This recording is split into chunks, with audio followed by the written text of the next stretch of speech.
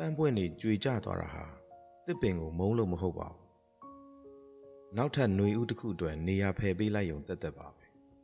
ဒါကိုလမ်းခွဲခြင်းလို့ခေါ်ဆိုနိုင်ပါတယ်လမ်းခွဲတယ်ဆိုတာဘသူအတွက်မှမလွယ်ကူပါဘူးနာကျင်မှုဆိုတာနှစ်ဦးစလုံးခံစားရတာပါဒါပေမဲ့ဒီနာကျင်မှုကိုတတ်နိုင်သမျှလျော့ပါသက်သာစေပြီးလူကြီးလူကောင်းဆန်ဆန်လေးစားမှုအပြည့်နဲ့ဘယ်လိုခွဲခွာကြမလဲဆိုတဲ့အကောင်းဆုံးနည်းလမ်းတွေကိုဆွေးနွေးပြောပြပေးသွားချင်ပါတယ်လမ်းခွဲတယ်ဆိုတာတိုက်ပွဲတစ်ခုမဟုတ်သလိုတယောက်ကိုတယောက်အနိုင်ယူဖို့ကြိုးစားရမယ်ပြိုင်ပွဲတစ်ခုလည်းမဟုတ်ပါဘူးကဘာကျော်ကဗျာဆရာကြီးခါလီဂစ်ဘရန်ကပြောခဲ့ပူပါတယ်ချစ်ချင်းမြတ်တာဟာခွဲခွာရမယ်အချိန်ရောက်မှသာသူ့ရဲ့နှက်ဆိုင်မှုကိုသိရှိနားလည်နိုင်တာတဲ့ကျွန်တော်တို့တယောက်ကိုတယောက်ချစ်ခဲ့ကြတော့ကအစွမ်းကုန်ယူသားခဲ့ကြသလိုလမ်းခွဲတဲ့အခါမှာလည်းအဲ့ဒီယူသားမှုနဲ့ပဲဂုဏ်သိက္ခာရှိရှိနှုတ်ဆက်သင့်ပါတယ်လမ်းခွဲခြင်းမှာနှစ်ဖက်စလုံးနာကျင်ရပါတယ်ထားခဲ့တဲ့သူကလည်းနောင်တနဲ့အပြစ်ရှိစိတ်ကြောင့်နာကျင်ရတယ်လို့ကြံရစ်ခဲ့ရသူကလည်း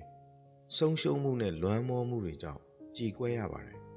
အဲ့ဒီနာကျင်မှုကိုအ ਨੇ ဆုံးဖြစ်အောင်ဘယ်လိုလုပ်မလဲဆိုတာကိုအပိုင်း၃ပိုင်းနဲ့ဆွေးနွေးကြပါတယ်အဲ့ဒါတွေကတော့အကောင်းဆုံးလမ်းခွဲနည်းလမ်းခွဲပြီးနောက်နေထိုင်မှုပုံစံနဲ့ကုစားခြင်းတို့ပဲဖြစ်ပါတယ်လမ်းခွဲခြင်းရဲ့အဓိကတော့ချက်ကတော့ပြောဆိုဆက်သွယ်ပုံပဲဖြစ်ပါတယ်ရိုးသားမှု honesty without cruelty လိုအပ်ပါတယ်ရိုးသားသားနဲ့အမှန်တရားကိုပြောပြပါဒါပေမဲ့အဲ့ဒီအမှန်တရားဟာတစ်ဖက်လူရဲ့စိတ်ဓာတ်ကို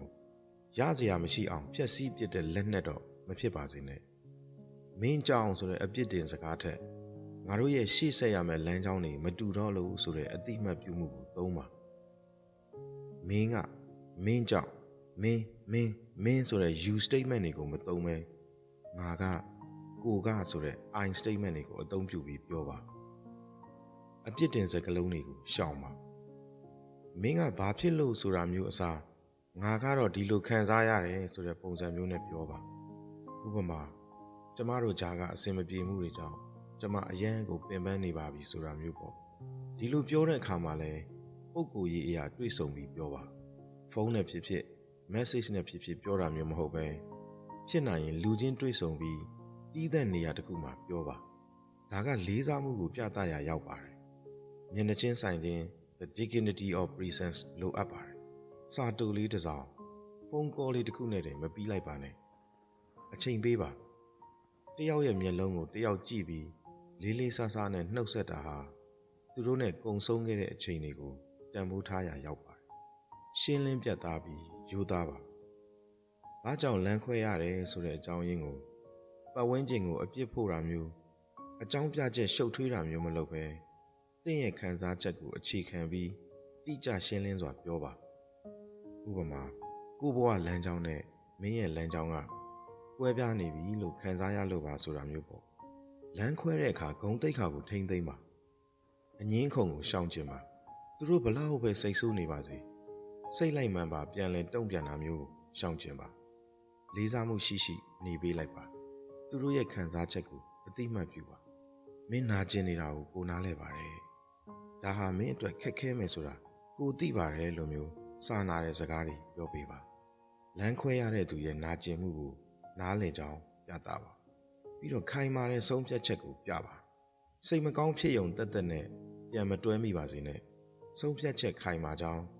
ညင်ညင်သာသာပြောပြပါလမ်းခွဲပြီးတဲ့နောက်မှာလည်းအနာဂတ်အတွက်စီးမြင်နေတတ်မှတ်ဖို့လိုအပ်ပါတယ်အနာကျက်ဖို့အကွာအဝေးလိုအပ်ပါတယ်ဆက်သွယ်မှုဖြတ်တောက်ခြင်း the no content rule လိုပါတယ်လမ်းခွဲပြီးတဲ့နောက်ချက်ချင်းဆိုသလိုအချိန်အတိုင်းအတာတစ်ခုအထိအဆက်အသွယ်ကိုလုံးဝဖြတ်တောက်လိုက်ပါစာပို့တာပုံခေါ်တာ social media ကနေကြည့်တာတွေအကုန်ရှောင်ပါဒါမှနှစ်ဦးစလုံးစိတ်ငြိမ်ပြီးအသစ်ပြန်စားဖို့အချိန်ရပါလိမ့်မယ်နယ်နိမိတ် boundaries သတ်မှတ်ပါ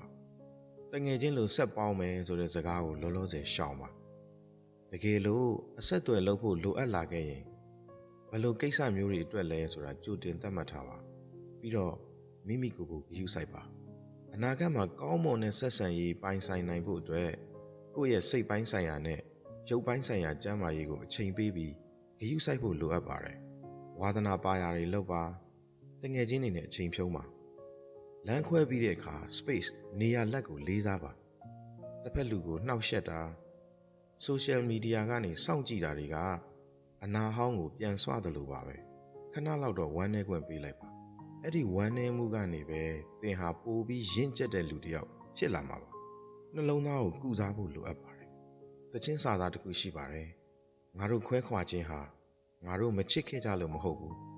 ပိုကောင်းတဲ့လူသားတွေဖြစ်လာဖို့ခဏတာလမ်းခွဲကြတာချစ်ချင်းမေတ္တာဆိုတာစာအုပ်တစ်အုပ်လိုပါပဲတချို့အခန်းတွေကအရန်လှပပေမဲ့ဒီနေ့မှာတော့အဲ့ဒီစာအုပ်ကိုပိတ်လိုက်ရမှာပါပဲစာအုပ်ကိုပိတ်လိုက်တာဟာပုံမြင်တစ်ခုလုံးကိုမုန်းတီးပစ်လိုက်တာမဟုတ်ပါဘူးလမ်းခွဲခြင်းရဲ့အဓိပ္ပာယ်ဟာလူတစ်ယောက်ကိုကိုယ့်ဘဝတွေကထုတ်ပစ်လိုက်တာမဟုတ်ပဲသူ့ရဲ့ကိုယ်ပိုင်ကောင်းကင်ယံမှာလွတ်လွတ်လပ်လပ်ပြန်တန်းခွင့်ပေးလိုက်တာသာဖြစ်ပါတယ်ဒီနေ့ podcast လေးကနေကျွန်တော်မိတ်ဆွေတွေကိုအမှားစကားပါချင်တာကတစ်စုံတစ်ယောက်ကိုနှုတ်ဆက်ရတဲ့အခါသူတို့ရဲ့အမုန်းတွေကိုယူမသွားပါနဲ့သူတို့ပေးခဲ့တဲ့လှပတဲ့အမှတ်တရတွေကိုပဲသိမ်းဆည်းထားပြီးကျေးဇူးတင်စကားနဲ့အတူလမ်းခွဲလိုက်ပါသင်ဟာအချစ်နဲ့မထိုက်တန်လို့လမ်းခွဲရတာမဟုတ်ပါဘူးပိုကောင်းတဲ့ပိုမှန်ကန်တဲ့အချစ်တစ်ခုအတွက်သင်ဟာအတွေ့အကြုံအသစ်တွေစုဆောင်းနေတာသာဖြစ်ပါတယ်ညီခုံးချုပ်အနေနဲ့အားပေးရရင်လမ်းခွဲခြင်းဟာဆုံးရှုံးမှုတစ်ခုလို့ခံစားရနိုင်ပေမဲ့တစ်ချိန်တည်းမှာပဲအသစ်ပြန်လည်စတင်ခြင်းအတွက်အခွင့်အရေးတစ်ခုလည်းဖြစ်ပါတယ်နာကျင်မှုဆိုတာအချိန်အတိုင်းအတာတစ်ခုထိတော့ရှိနေမှာပါပဲဒါပေမဲ့ကိုယ့်ကိုယ်ကိုအချိန်ပေးပါအဲ့ဒီနာကျင်မှုကိုပွင့်ပွင့်လင်းလင်းခံစားခွင့်ပေးလိုက်ပါလူကြီးလူကောင်းဆန်ဆန်လမ်းခွဲခြင်းဟာနှစ်ဦးစလုံးအတွက်အကောင်းဆုံးနဲ့အနာကျက်လွယ်တဲ့နည်းလမ်းဖြစ်ပါတယ်မိတ်ဆွေများခင်ဗျာနားဆင်ပေးခဲ့ကြတဲ့အတွက်ကျေးဇူးအများကြီးတင်ပါတယ်ခင်ဗျာအချိန်တန်ရင်အားလုံးအဆင်ပြေသွားမှာပါလို့အားပေးစကားပြောရင်းနဲ့ညီကုန်းချုပ်လိုက်ပါမယ်ခင်ဗျာအားလုံးပဲကျမ်းမာရွှင်လန်းကြပါစေခင်ဗျာ